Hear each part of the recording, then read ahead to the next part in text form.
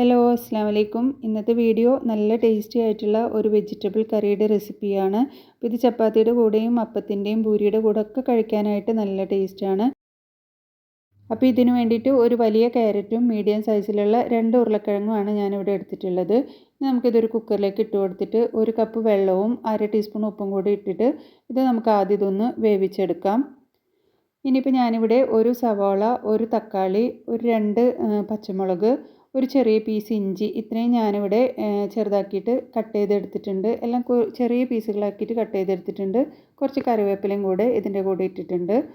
ഇനി ഒരു പാനിലേക്ക് ഒരു 2 ടേബിൾ സ്പൂൺ വെളിച്ചെണ്ണ ഒഴിച്ച് കൊടുക്കാം. ഇതിലേക്ക് ഒരു 1/2 ടീസ്പൂൺ കടുക് പൊട്ടിക്കുക. എന്നിട്ട് ഇതിന് ശേഷം ഇതിലേക്ക് ഒരു 2 വറ്റൽമുളകും കൂടെ ഇട്ടിട്ട് അതൊന്ന് മൂത്ത് വരുമ്പോൾ ഫ്ലെയിം ഓഫ് ചെയ്യുക. തീ ഓഫ് ചെയ്തതിന് ശേഷം ഇതിലേക്ക് 1 ടീസ്പൂൺ മല്ലിപ്പൊടി, 1/2 ടീസ്പൂൺ മുളക് പൊടിയും 1/4 ടീസ്പൂൺ മഞ്ഞൾപ്പൊടിയും കൂടി ഇട്ട് കൊടുക്കുക. എന്നിട്ട് ഇതൊന്ന് നന്നായിട്ടൊന്ന് മൂപ്പിച്ചെടുക്കുക. ഈ സമയത്ത് ഞാൻ തീ ഓഫ് ചെയ്തിട്ടുണ്ട്. ഇനി ഇതിന് ശേഷം നമ്മൾ അരിഞ്ഞു വെച്ചിരിക്കുന്ന സവാളയും തക്കാളിയും പച്ചമുളകൊക്കെ നമുക്ക് മുഴുവനോടെ തന്നെ ഇതിലേക്ക് ഇട്ട് കൊടുക്കാം.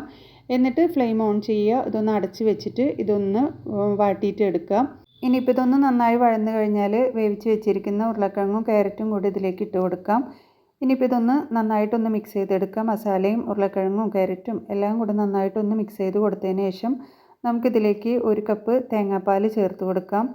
അപ്പോൾ ഞാനിവിടെ ഒരു അരമുറി തേങ്ങയുടെ പാല് എടുത്തിട്ടുണ്ട്. അപ്പോൾ 1 കപ്പ് തേങ്ങാപ്പാൽ നമുക്കിതിലേക്ക് ചേർത്ത് കൊടുത്തിട്ട് നന്നായിട്ടൊന്ന് മിക്സ് ചെയ്തെടുക്കാം. ഇനിയിപ്പം തേങ്ങാപ്പാൽ ചേർത്ത് കൊടുത്തതിന് ശേഷം അധികം നേരം തിളപ്പിക്കരുത്. ഇതൊന്ന് നന്നായിട്ട് പതഞ്ഞ് വന്നാൽ മതി. ഈ ഒരു സമയത്ത് നമുക്ക് തീ ഓഫ് ചെയ്യാം. നന്നായിട്ട് മിക്സ് ചെയ്ത് കൊടുത്തതിന് ശേഷം ഞാനിതിലേക്ക് കുറച്ച് മല്ലിയിലയും കൂടി ഇട്ട് കൊടുക്കുന്നുണ്ട്. അപ്പോൾ നിങ്ങളുടെ കയ്യിലുണ്ടെങ്കിൽ ഇട്ട് കൊടുക്കുക, ഇല്ലെങ്കിലും കുഴപ്പമൊന്നുമില്ല.